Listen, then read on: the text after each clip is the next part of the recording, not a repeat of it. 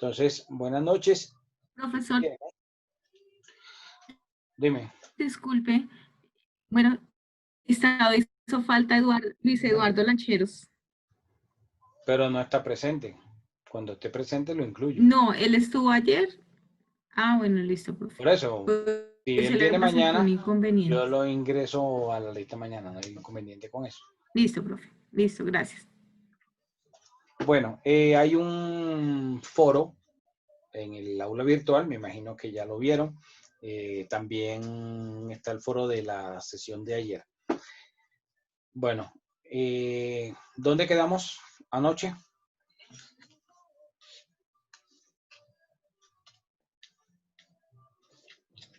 Estamos hablando de la historia del derecho comercial. Profe, nos había mencionado que en 1853 el primer código de comercio en Colombia, colombiano. Okay. Listo, Hay que... bueno. El primer Profe, código... en la Revolución Francesa, en mayo de 1789. Eso. Entonces, hablamos del primer código. El primer código dije que fue 1853. El segundo código, es decir, la modificación de ese primero, se da en 1887.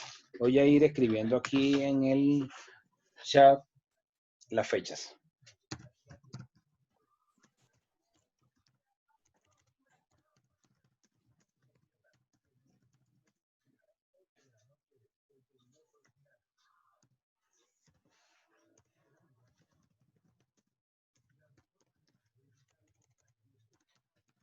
Entonces, el primer código 1853, el segundo código de comercio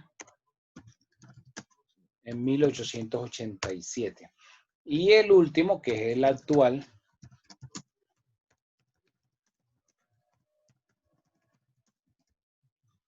(1971), en mayo de 1971, decreto 410. Entonces, este primer código de comercio fue modificado en 1887. En 1886 se cambia el sistema federal que se había impuesto en 1863. De 1863 a 1886 éramos un estado federal, ¿sí? Así como los Estados Unidos y como Brasil. No se hablaban de departamentos o de provincias, sino de estados. Como hemos dicho, hemos tenido las tres figuras. En algún momento se habló de provincias, después se hablaron de los estados y después finalmente los departamentos. En 1886 se cambia el sistema por un sistema centralista, que es el sistema que tenemos actualmente. Si ustedes recordarán, por allá debieron ver en primer semestre cuando hablaron del Código Civil, el Código Civil de 1860 y algo, cuando eso éramos un sistema federal. Luego se llama esta norma la ley 157 de 1887, que es el actual Código Civil, que es el Código Civil de la Unión, ya como un país centralista. Y se cambiaron. Doctor, qué pena, ¿me repite la ley? 157. ¿Me repite, por favor, la ley? 157 de 1887, el Código Civil. En el gobierno de Rafael Núñez. El único presidente que hasta el momento ha sido presidente 4 veces. En 1887 también se expide un segundo Código de Comercio. Y posteriormente se modifica en 1971, que es el que tenemos actualmente.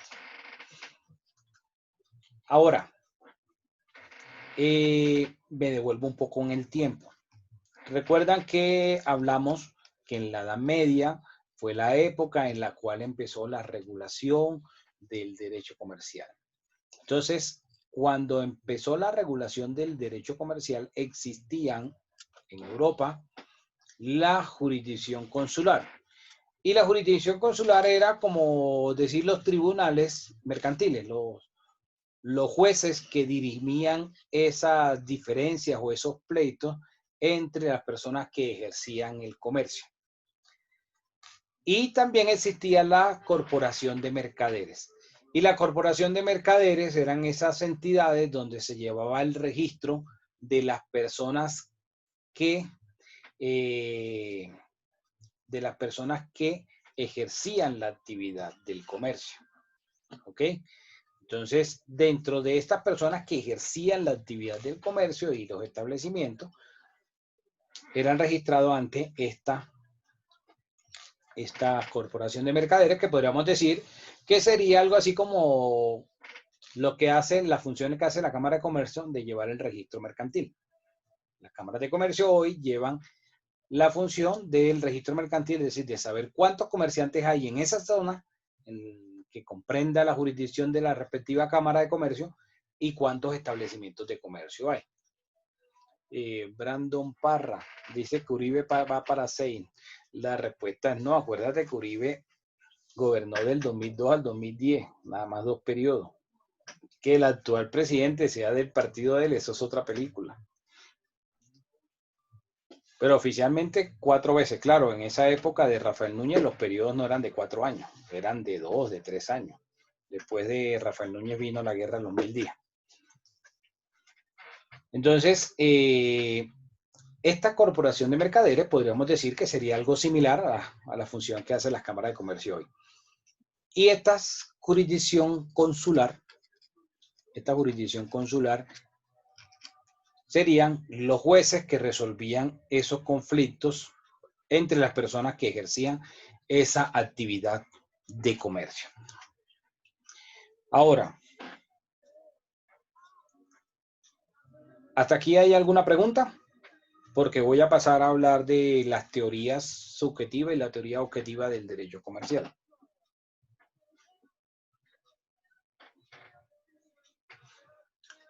Profe, qué pena, ¿sí puede volver a repetir lo último? Es que se le intercorta, qué pena. Lo último. Sí, de ahorita lo que acaba de decir, qué pena. Que las cámaras de comercio ejercen hoy una función de llevar el registro mercantil. Así se llama oficialmente, técnicamente. Llevar el registro mercantil significa saber cuántas personas ejercen el comercio y cuántos establecimientos de comercio hay en esa zona, donde tienen ellos su jurisdicción. Por ejemplo, la Cámara de Comercio de Bogotá no solamente comprende la ciudad de Bogotá, también comprende Soacha, comprende Zipaquirá, ¿sí? Algunos municipios de la Sabana. Entonces, en esa jurisdicción que tiene la Cámara de Comercio de Bogotá, van a llevar el registro mercantil. ¿Y qué es el registro mercantil? A saber cuántas personas dentro de esta jurisdicción ejercen el comercio y cuántos establecimientos de comercio hay. ¿Sí? Entonces, así como lo hace hoy la Cámara de Comercio, era en su momento la Corporación de Mercaderes, donde se llevaba ese registro de quienes ejercían esa actividad de comercio. Y la jurisdicción consular se refería a esos jueces, por decirlo, esos tribunales mercantiles donde se iban a resolver los pleitos entre las personas que ejercían el comercio. ¿Alguna otra pregunta? No, señor, muy amable, gracias. Bueno, pasamos entonces a hablar de 2 teorías que surgen en el derecho comercial. Y hay una teoría, voy a escribirlas aquí en el chat.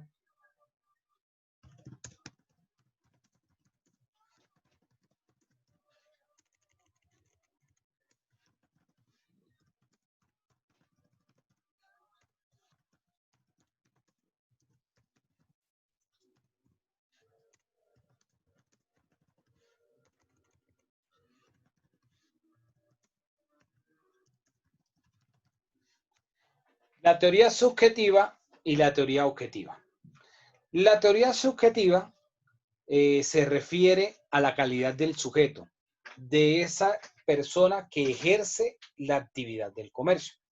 Ustedes recordarán, remontándome en el tiempo, cuando hablamos de la época del Imperio Romano, que dijimos que dentro de esa sociedad romana estaban los artesanos y que los artesanos eran las personas que se dedicaban a la actividad del comercio. Ustedes recordarán eso, ¿cierto? Entonces, la teoría subjetiva se refiere a que no todo el mundo va a ejercer el comercio. O sea, el comercio está determinado para ciertas personas, para ciertos sujetos. Mientras que la teoría objetiva es todo lo contrario. La teoría objetiva dice que todas las personas pueden ejercer la actividad comercial. Entonces, ¿de dónde surge la teoría objetiva? La teoría objetiva surge después de la Revolución Francesa, que ustedes recordarán que en la Revolución Francesa se habló de libertad, fraternidad e igualdad. Esas tres eran las consignas de la Revolución Francesa. Entonces, posterior a la Revolución Francesa, a cualquier persona, entonces, todas las personas pueden ejercer el comercio. Todas las personas pueden ser comerciantes. Mientras que la teoría subjetiva se refiere a que no todas las personas, sino que determinadas personas son las que pueden ejercer el comercio. Ahora, yo les hago una pregunta. ¿Ustedes cuál de las dos teorías creen que está vigente hoy en Colombia? Hoy, en el año 2020. ¿Cuál de las dos teorías? ¿La subjetiva o la teoría objetiva? Objetiva. Objetiva. Objetiva. Objetiva. La Los veo objetiva. mal. Los veo mal. A ver, ¿quién me ayuda con el artículo 333 de la Constitución Política?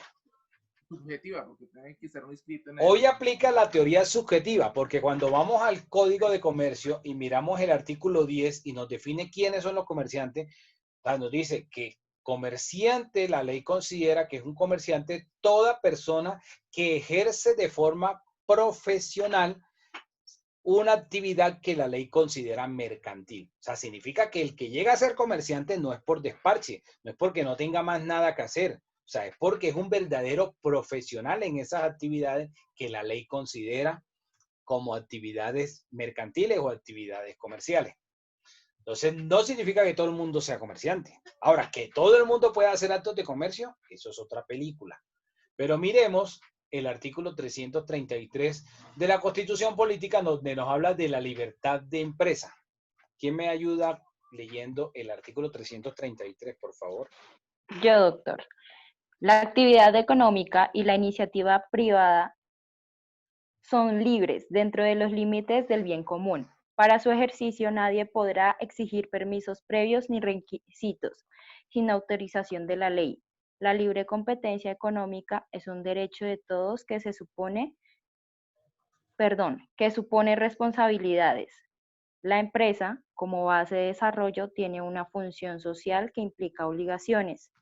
El Estado fortalecerá las organizaciones solidarias y estimulará el desarrollo empresarial. El Estado, por mandato de la ley, impedirá que se obstruya o se restrinja la libertad económica y evitará o controlará cualquier abuso que personas o empresas hagan de su posición dominante en el mercado nacional. La ley delimitará el alcance de la libertad económica cuando así lo exija el interés social, el ambiente y el patrimonio cultural de la nación.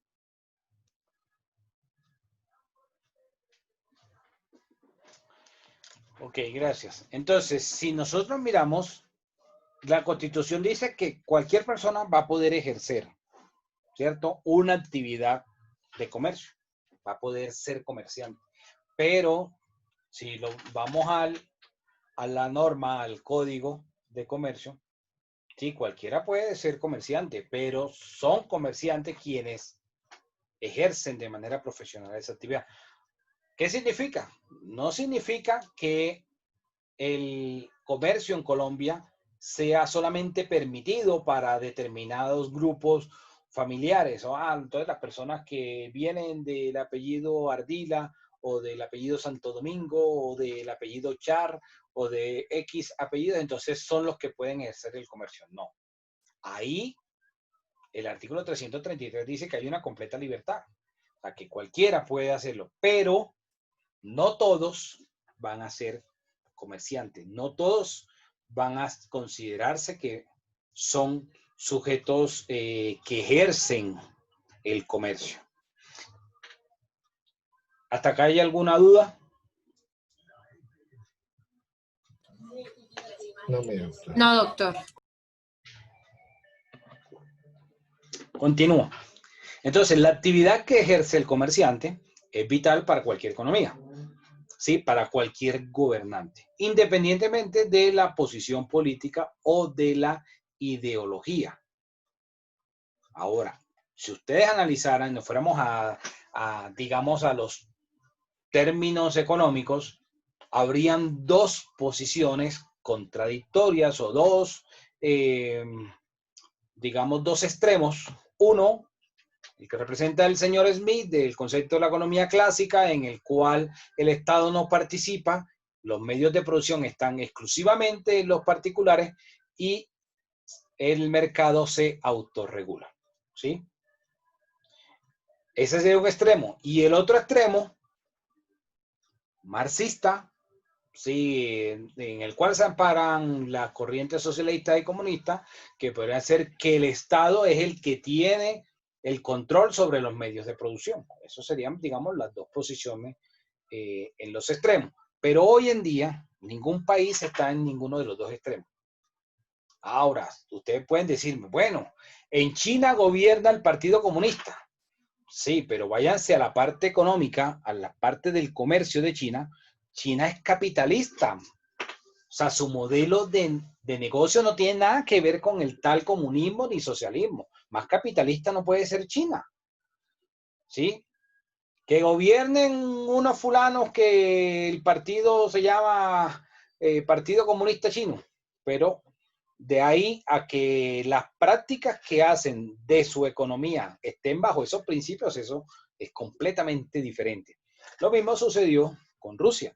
Si ustedes van y comparan hoy cómo manejan los rusos su economía versus cómo se manejaba la economía en la década del 80 y antes de la década del 80, cuando estaba la Unión Soviética, la Unión de Repúblicas Socialistas Soviéticas, el manejo que tenían era completamente diferente.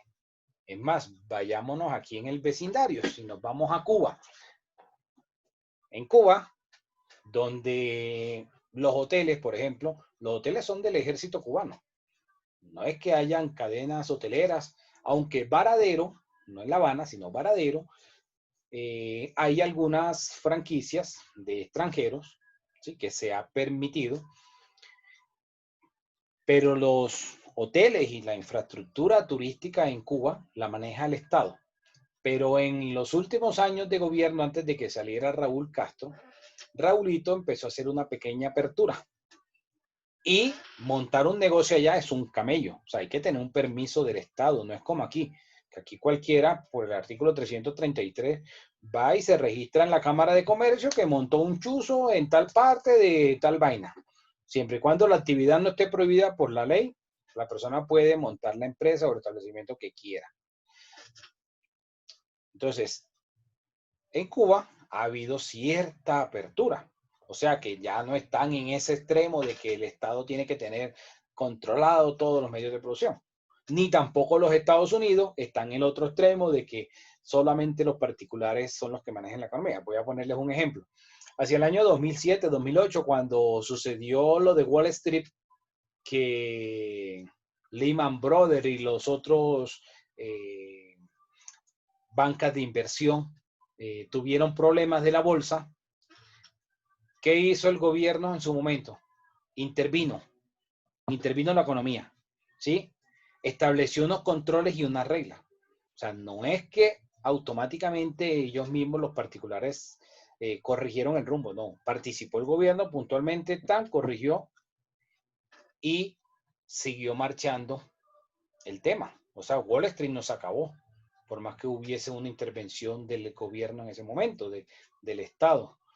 No se acabó. Entonces, cuando nosotros miramos, el ejercicio del comercio en cualquier economía es vital.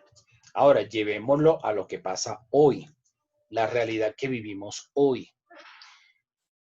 Es cierto que el Estado debe tratar de garantizarle un estado de bienestar a sus ciudadanos y que debe establecerse unas políticas públicas y tratar de hacerlas cumplir y que prevalezca la salud, que las personas que no haya un desmadre, como dicen los mexicanos, con el contagio y que se dispare la curva de contagio, ¿sí? Pero ningún país del mundo, por más que sea una potencia, puede cerrar su economía y subsidiar a Raimundo y todo el mundo. Eso es algo imposible. Si ustedes van y analizan esos $1.200 que dieron en los Estados Unidos hace un par de meses, cuando empezó el tema de la pandemia, si lo comparan con los... ¿Cuánto fue que dio el gobierno aquí? Creo que 240.000 pesos, algo así. Que le dio, o 140.000. Bueno, la suma que haya sido... 160.000. Bueno, la suma que haya sido, siempre nos va a parecer irrisoria. O sea, no va a alcanzar a cubrir las necesidades, pero que ningún Estado puede hacerlo, ¿sí? Porque ahora ustedes vayan y pregúntenle a las personas que recibieron esos 1.200 si con eso cubrían todas sus necesidades allá. Tampoco, no les iba a alcanzar. Claro, era un alivio, ¿sí? Era un alivio, pero ¿qué tiene que permitir el gobierno? Que haya un sano equilibrio entre esa protección a la salud y poder generar unos empleos, poder mantener una economía, porque al final el comerciante es vital para la economía de un país. El comerciante va a crear empresas. Al crear empresas está generando puestos de trabajo. Al generar puestos de trabajo está reduciendo las tasas de desempleo. Si nosotros vamos y vemos hoy las cifras que tiene el DANE, el desempleo está rondando al cerca del 21%. Esa cifra. Pero está hablando de un empleo formal. Ahora veamos cuántos empleos hay informales o que están subempleados. Es decir, que no tendrían la calidad de un empleo formal donde te reciban todas las prestaciones que exige la ley laboral. Es un índice mucho más alto de eso. Entonces, ejercer esta actividad del comercio es vital para cualquier economía. Por eso el comerciante siempre va a esperar que se le generen alternativas. O sea, cuando vemos hoy que salen muchos gremios de los transportadores, que se les permita empezar a utilizar unos protocolos para hacer vuelos, para permitir los viajes en buses intermunicipales o que lo que le llaman algunos flota, ¿sí? Cuando les dicen, bueno, permitan los de las cadenas hoteleras que en ciertos municipios, ciertas ciudades que viven del turismo puedan empezar a poner en práctica unos protocolos y ir buscando una reactivación económica es vital. Por ejemplo, no es lo mismo quizás en ciudades donde hay una mayor capacidad de industria industrial a ciudades que viven más del turismo.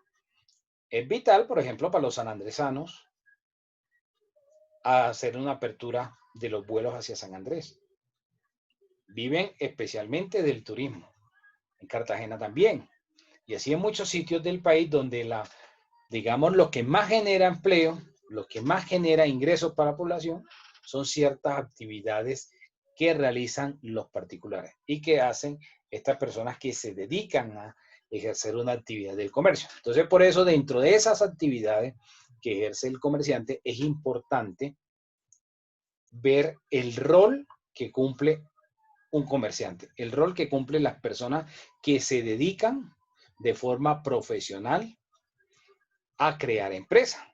De pronto es muy fácil decir, bueno, se está recaudando impuestos o se le están dando ciertos beneficios a ciertos sectores empresariales, pero si ustedes analizan en los últimos 10 años, del 2010 para acá, hay muchas empresas que se han ido del país. Se han ido y al irse del país se pierden puestos de empleo. Pongo unos ejemplos clásicos. La compañía colombiana automotriz era una fábrica que ensamblaba vehículos Mazda. Ellos se fueron de Colombia, se fueron para México. Ahora, los vehículos marca Mazda no han salido del mercado colombiano. Ustedes ven que los concesionarios venden vehículos marca Mazda modelo 2021. ¿Sí? Nuevo, 0 kilómetros. Pero esa fábrica, esa compañía colombiana automotriz, que eran los ensambladores de esa marca, se fueron del país. ¿Por qué? Porque en México le dieron en su momento unas condiciones tributarias más favorables que las que el gobierno colombiano le estaba dando. Los chicles Adams. Yo sé que ahorita ya los chicles Adams no se ven, pero de pronto, Yormari, tú comiste chicles Adams, ¿cierto? Supongo. No sé así porque ahorita no le veo las carátulas, la mayoría tienen la cámara apagada, pero yo creo que Alexander Amaya también comiste chicles Adams, ¿cierto? Afirmativo, mi doctor. Los que venían en una cajita amarilla, que uno los partía por la mitad y salían las dos Sí. pastillas de Claro que sí, chicle. claro que Sí, sí, sí, mi doctor. doc. Esos chicles Adams también se largaron. ¿Por qué? Tuvimos el gusto.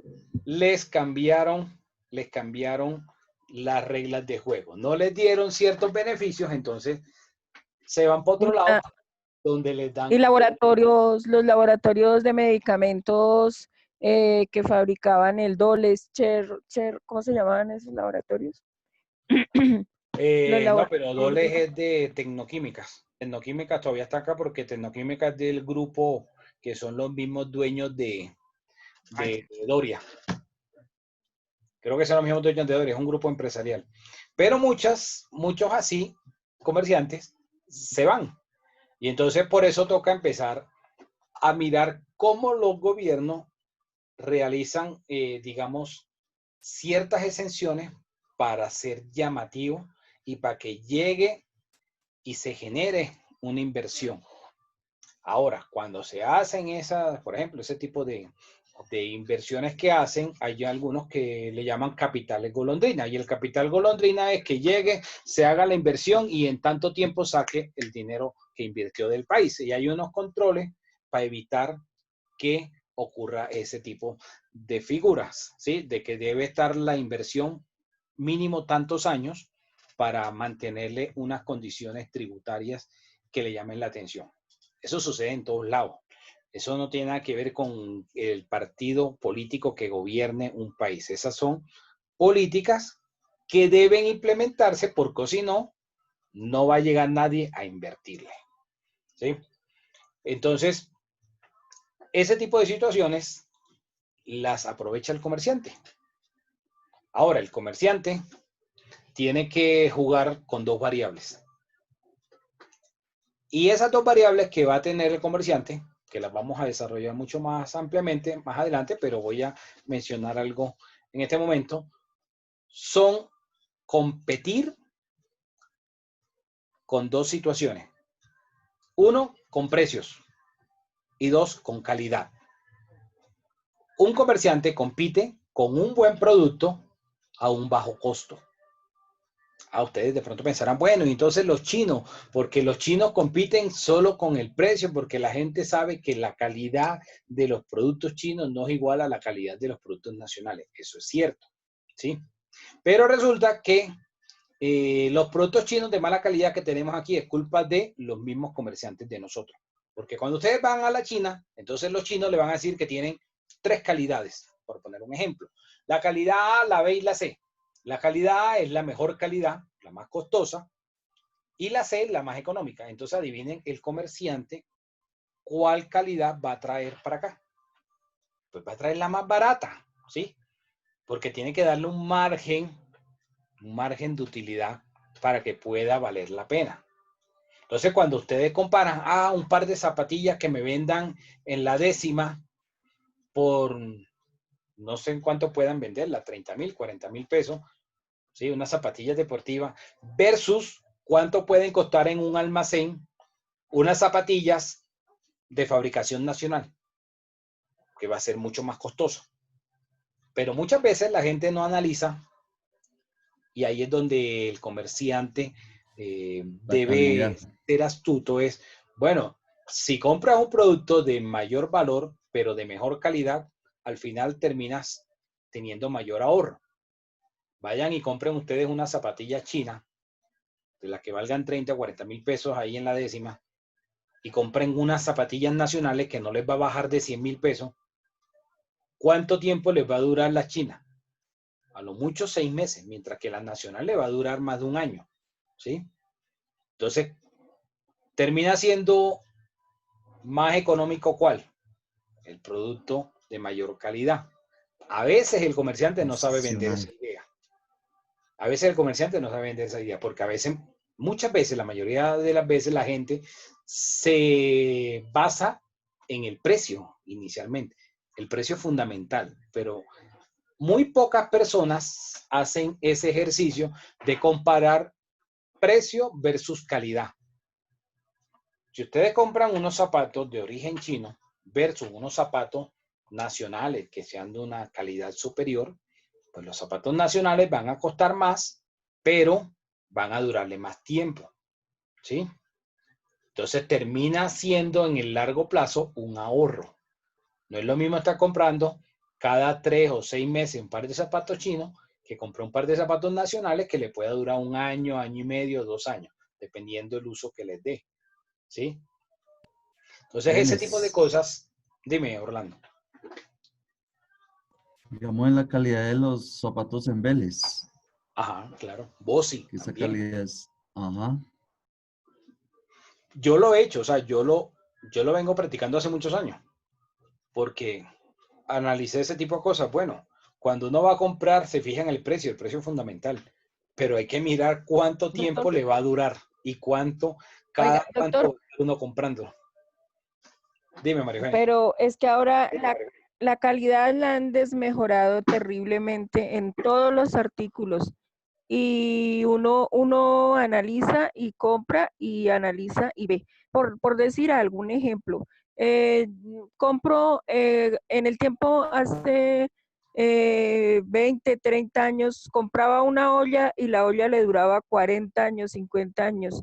Y entonces la economía no se movía, la desmejoraron para que hoy en día una olla Imusa ya se huequea, se daña, las esponjas la dañan, toda la economía la están volviendo mala para que rápido se mueva la economía, rápido se le acaben las cosas a la gente y vuelvan a comprar.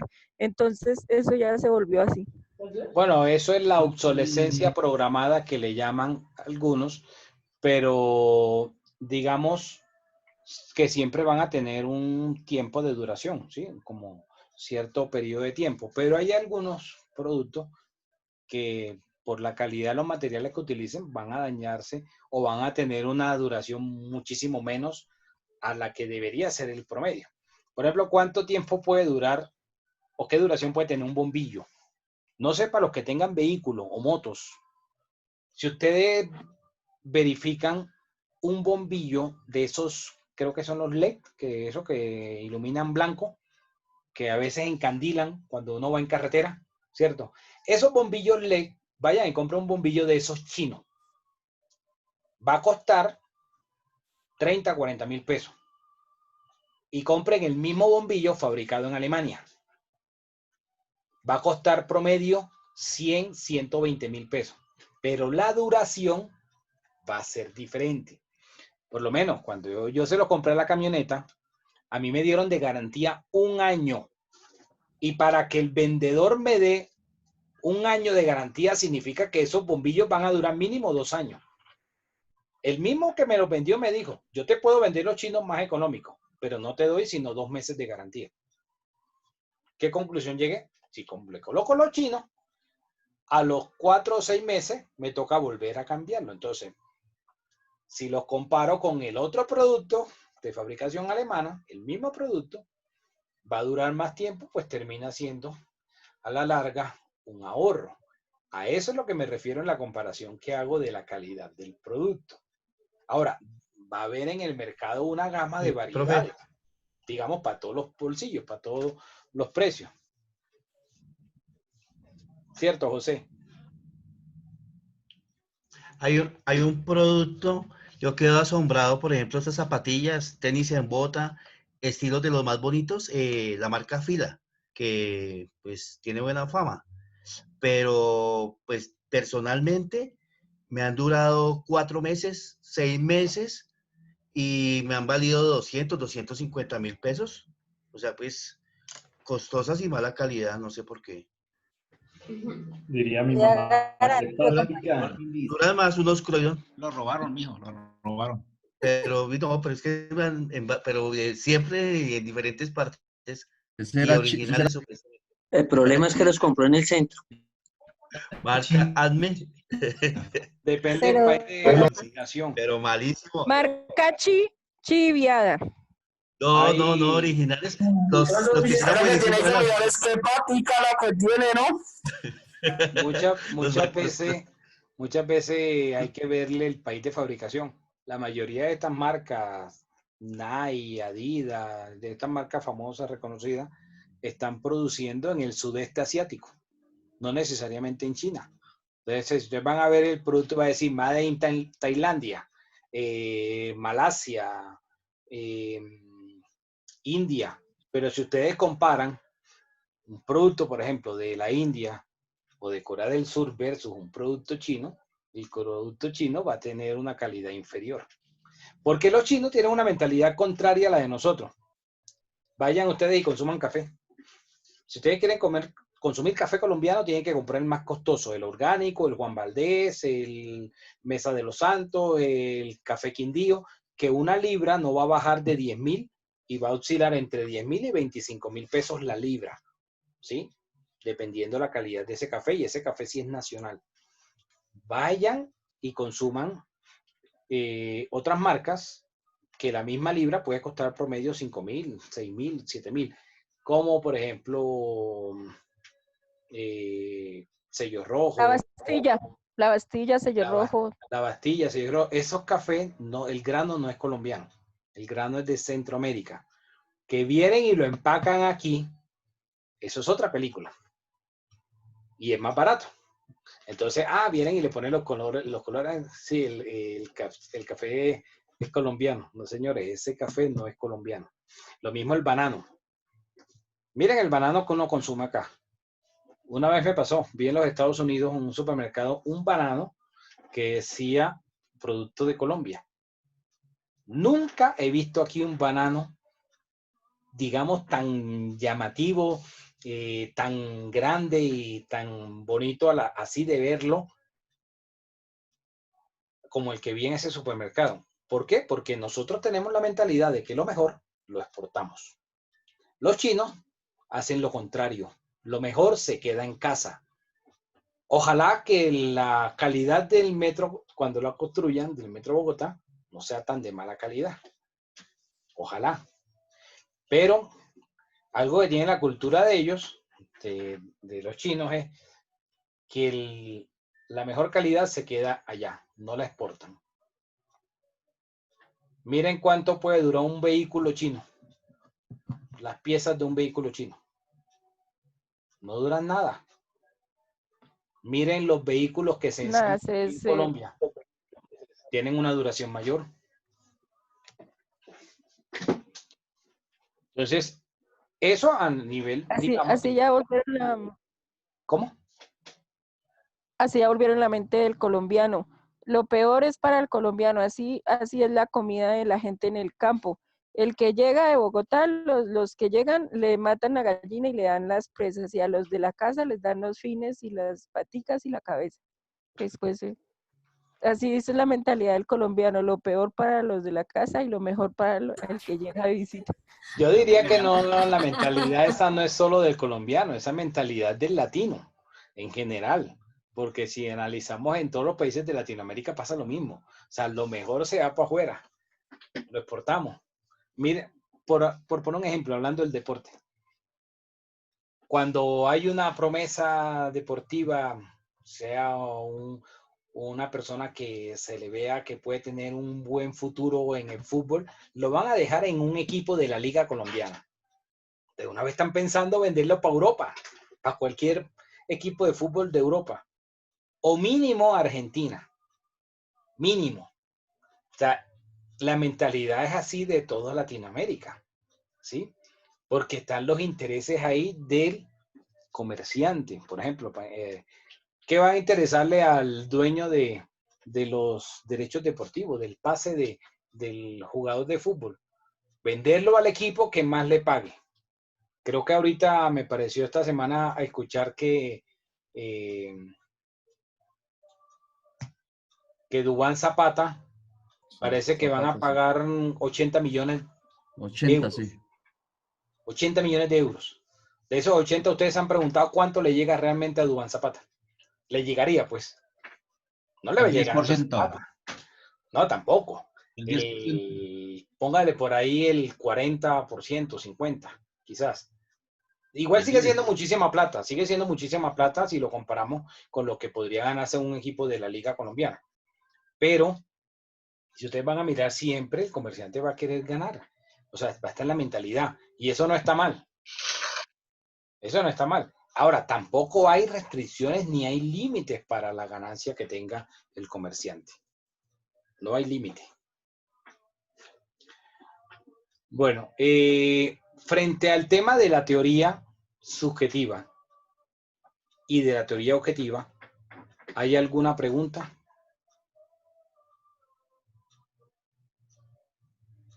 ¿O quedó claro? Sí, quedó claro, doctor.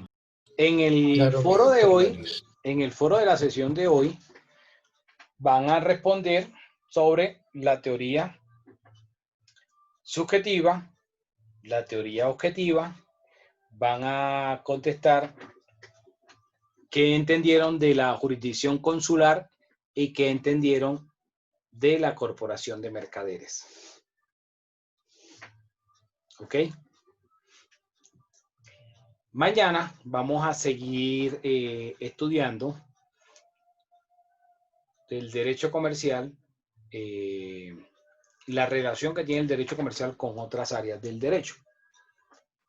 Y vamos a mirar si nos alcanza el tiempo para hablar de las fuentes del derecho comercial. Hay un taller que lo veremos más adelante, yo creo que ya la próxima semana, el taller que va a ser sobre la costumbre mercantil. ¿Ok? Entonces, para que vayan viendo en el contenido programático lo que vamos a ir trabajando en cada sesión de clase, en cada una de las clases, para que vayan leyendo, para que las dudas que se vaya generando las hagan acá en la clase, yo pueda explicarles, resolverles esas dudas, perdón.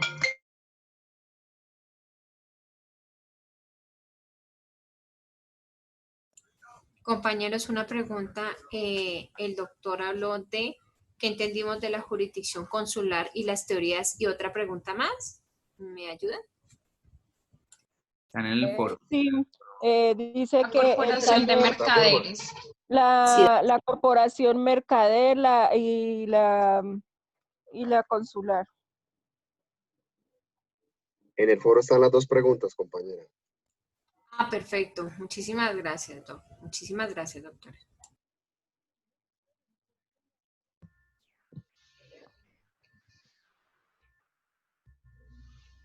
Compro zapatillas.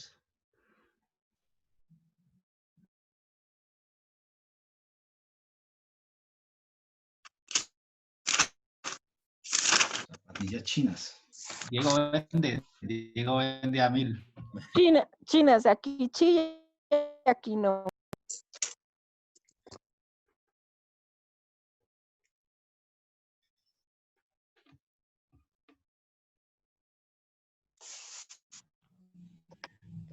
¿Cuándo será que toca entregar el trabajo? El que dijo el profe, el que dijo Todavía ayer. no han dado las fechas. Dijo que hoy, pero no dijo nada. Y quedaba indicaciones Sí, hoy. que hoy daba las fechas, pero no ha dicho nada. Así que me trabajeo. Muy buena. Darle Orlando, buenas tiempo al noches. tiempo. Orlando. Me gustó el tema. Sí, ¿con quién? Orlando, hola, Diana Bautista, es que te quería pedir el favor. Contámelo todo. Si me puedes regalar al correo